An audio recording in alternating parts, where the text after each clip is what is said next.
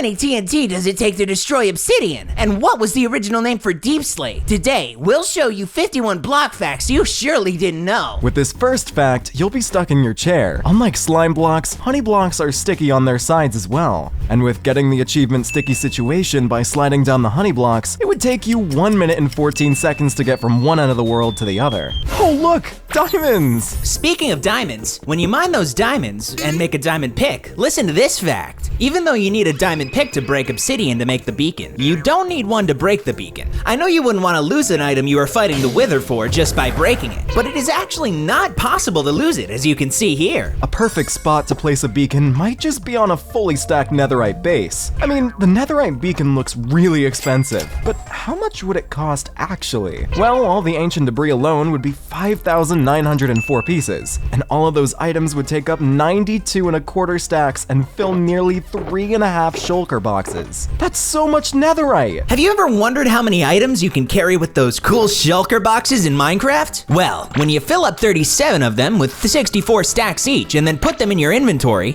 hotbar, and offhand slot, you'll have a whopping 63,936 items with you. Whoa! That's a huge number, but even 63,936 TNTs wouldn't explode a block of obsidian. It's typically considered impossible with standard TNT, but you can achieve it by summoning a primed TNT entity with the exploding power of 72 or higher. And sorry, Creeper, but you don't play a part in this one. Even your grandma knows that you can color the beacon beam with stained glass. But did you know that stacking glass on top of each other can make a whole new array of colors? This results in an astonishing 12,326,391 distinct variations. That's a lot of numbers. Moggy really can't handle numbers bigger than 3, huh? Did you know that in Minecraft, there's a way to find where lots of bedrock blocks are on the surface? Someone made a program to show the biggest bedrock group, and it's at these coordinates on screen. What you can do with this information is up to you, but it's a really cool thing to know about how the game works. All right.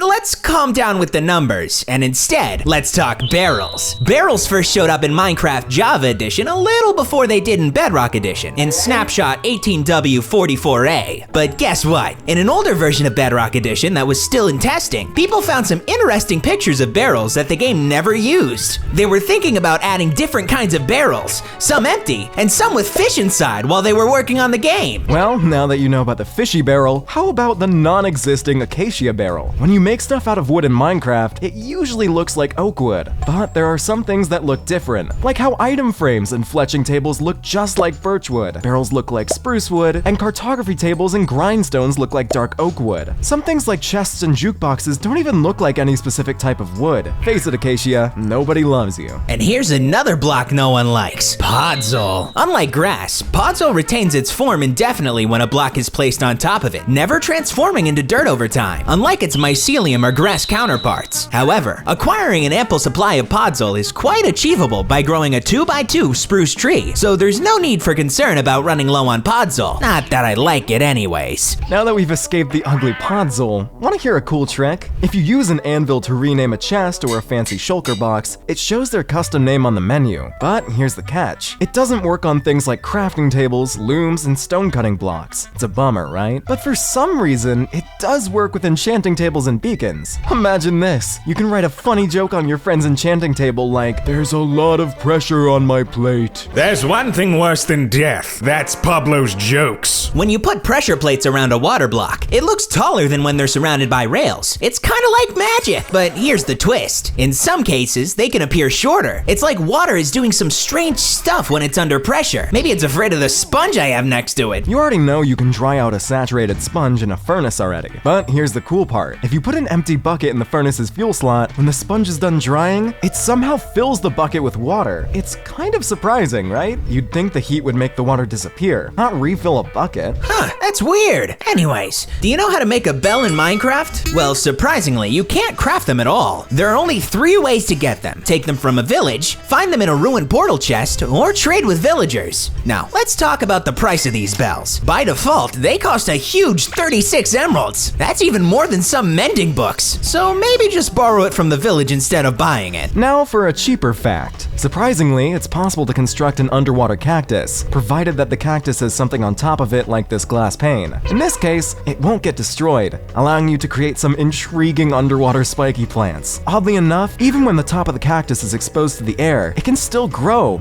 like so. It does seem a bit unconventional, doesn't it? Huh, yeah, that is pretty kooky. You can apply the same principle to sugarcane, and the intriguing part is that you don't even require the glass on top. What's even more astonishing is that sugarcane can even be planted inside of lava, while the underwater cactus seemed unusual. This takes it to a whole new level. Leave a comment if you think this should stay in the game. Are you interested in witnessing a bit of magic? With a push of a button, a minecart disappears completely. But where does it go? Well, it actually teleports underground. You see, the mud block is a bit shorter than a regular block. So when the minecart falls on it, it thinks it's close to the rail below, and it instantly snaps onto it. You can observe a similar phenomenon when you till a dirt block. Dropping an anvil on someone might seem like the most Tom and Jerry kind of way to deal with them. However, if you're not cautious, you might wipe out their entire inventory. When an anvil squashes an item, that poor item gets sent to Brazil, and your seemingly playful prank could result in a lot more frustration than you initially bargained for. Wait, what's that sound? Yeah! This should teach them some manners. When you put different stuff under a note block, it makes different musical sounds. But here's the weird part, it's not just solid blocks.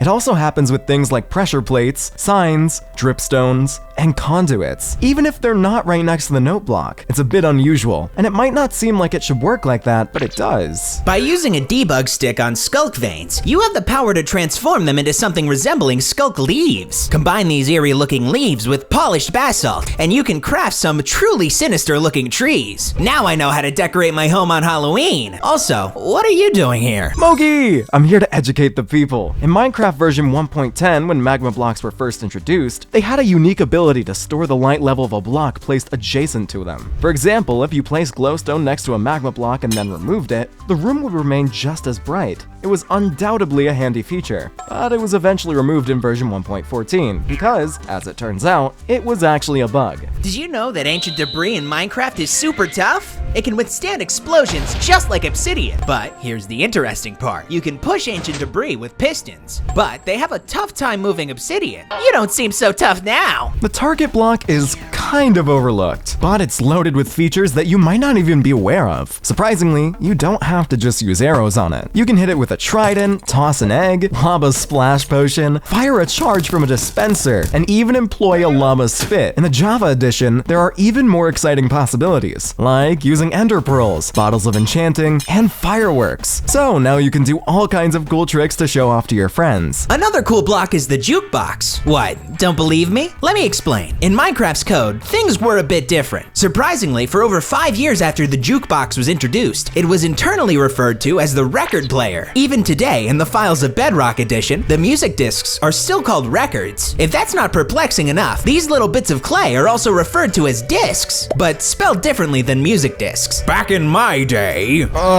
No one cares, Edward. But hey, here's something cool about jukeboxes in Minecraft's Bedrock Edition. When you put a hopper next to a jukebox while it's playing music, the hopper stops working for a bit. It does this because it gets a redstone signal, even without using a comparator. This means that you can use hoppers to automatically pick up the disc and put it back after the song ends, making a really cool looping effect. Discovering red sandstone naturally is quite a rarity. Unlike regular sandstone, you won't stumble upon it beneath layers of red sand, and there are no grand red sand pyramids to explore. The only occasion you'll encounter this material in the wild is when it's hidden beneath a floating village structure, typically occurring when a village clashes with a badlands biome. These are rather specific circumstances, so for most practical purposes, crafting red sandstone from red sand is the way to go. Why are you looking at me? You're nothing special. Here's a funny story from Minecraft's development history. When the developer King B-Dogs added deep slate tiles, he forgot to include the crafting recipe in the snapshot version, so players couldn't even really use them. But on the plus side, they made a funny tweet about it. Oh, and by the way, deep slate used to be called Grimstone, but they changed it because the word grim didn't match Minecraft's happy and cheerful vibe. But Mogi here?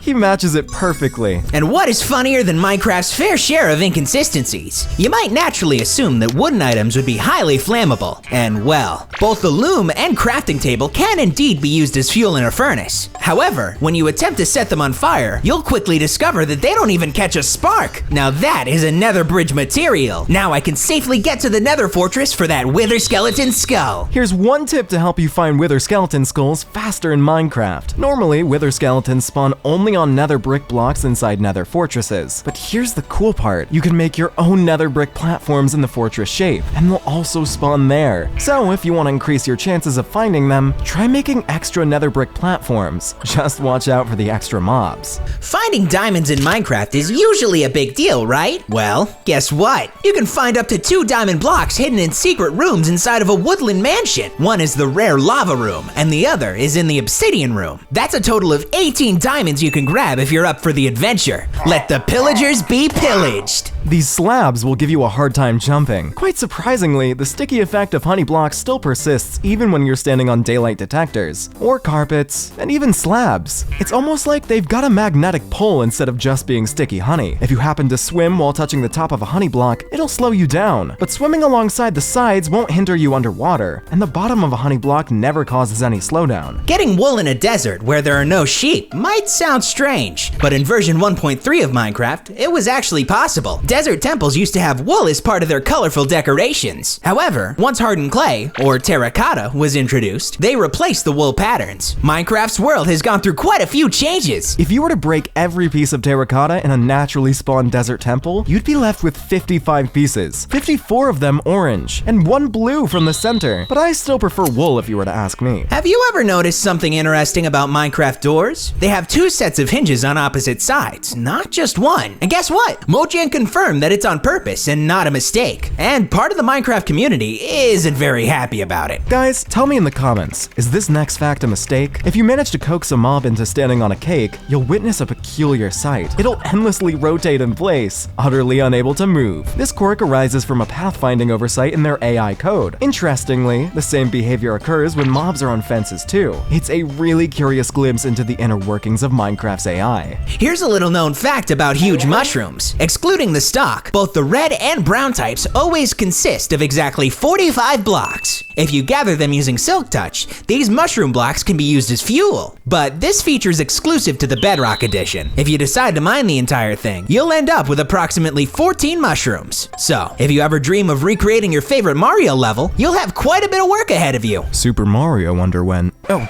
wait, sorry, wrong script. Minecraft underwent a significant transformation with the 1.14 texture update. But one thing that remained unchanged is Bedrock. Now, we're not talking about the bedrock at the very bottom of the world because that did change. What's interesting is that the bedrock at the bottom of the end crystals stayed the same, even though the pink portion of the item was altered. It's a bit peculiar that they didn't update the base. Minecraft's world is full of these little mysteries. The smithing table is a special crafting table in the game, and it's kind of unique because it can only make one special thing. And here's something cool. If you look at the stuff on the sides of the table, like the tools or materials, they're actually not real. Only the fletching table has real stuff on it, the rest is just decorations. Did you know that Steve can sprint twice as fast as a full-speed minecart? In fact, by sprinting and jumping through a blue ice tunnel filled with trapdoors, it's possible for a player to reach a top speed of 18.5 blocks per second. And if you construct this setup in the Nether, you can consider it 8 times faster than the overworld. However, it's essential to know that maintaining such high speeds will cause your hunger bar to deplete rapidly, so be sure to bring along plenty of food for the journey. Oh boy, I'm getting hungry already. Did you know that if you were to take 64 cobblestone and turn it into cobblestone walls, you'd be left with enough cobblestone walls to fence in one 16 by 16 chunk? Take that into consideration when creating your next animal pen. You might never use the composter, but here's a tip worth considering. If you ever find yourself using it to obtain some quick bone meal, never use dried kelp blocks. Surprisingly, using 100 of these blocks will only yield about 7 bone meal. However, if you were to craft those 100 blocks into 900 dried kelp items, you'd end up with nearly 40 bone meal.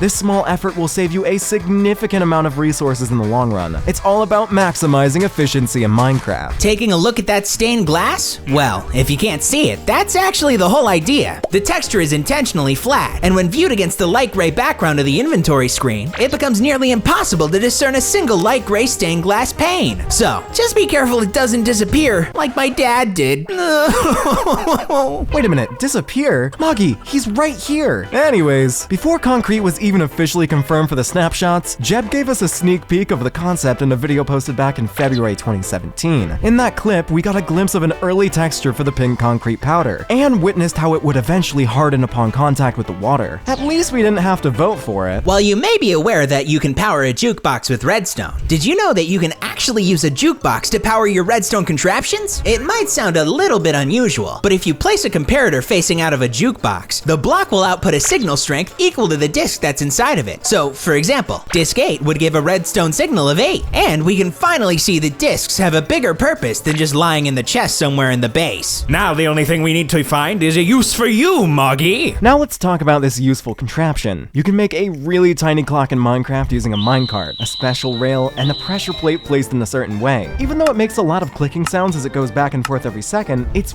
really cool how small it is. Someone even suggested using this idea to make a Minecraft grandfather clock. That sounds amazing! The Minecraft community is super creative when it comes to making cool stuff with redstone. Did you ever notice how crimson and warped stem blocks are the only logs in the game that have an animation? I mean, it's cool, but I don't even use them for planks. It's fascinating to learn about a planned feature, like dyed planks in Minecraft. Back in 2013, Dinnerbone shared an experiment where he created planks that matched the wall colors, and tweeted out a picture of it. Despite receiving support from hundreds of players for this idea, it was never officially added to the game. Minecraft's development history is filled with interesting concepts and experiments that sometimes make their way into the game, and sometimes remain as intriguing possibilities. There's this huge 23 block tall cactus that grew all by itself in the game. Thanks to a project called Minecraft at Home, players found special seeds that let you see this massive cactus in the game. So, now you know what to do if you need to stock up on that green dye. If you want to hide your stuff in Minecraft, using a barrel instead of a chest is a really smart idea. Barrels look like normal blocks, so they're harder to see if someone tries to cheat by using X-ray tricks. In a picture, you can easily see things hidden under the dirt, but the barrel is way less obvious. It's a really clever way to keep your things a secret in the game. Speaking about chests, if you take a closer look, you'll notice that the chest texture inside the chest boat isn't the same as the one inside the minecart. The chest texture in the chest boat is 12 by 12 pixels, while the one in the actual block is 14 by 14. It's interesting to see how those 2 extra pixels weren't all that necessary. And I like the 12 pixels more. Bamboo in Minecraft grows really fast. In some setups, like the one in this picture, it can grow so quickly that it makes more stuff than a hopper can even handle. That means that this simple farm can make more than 2.5 items every second. With this, I can feed every panda in the world! Another thing that grows super fast are my happy hormones when you press that subscribe button. So, you better press it right now. What are you waiting for? Go on, do it already!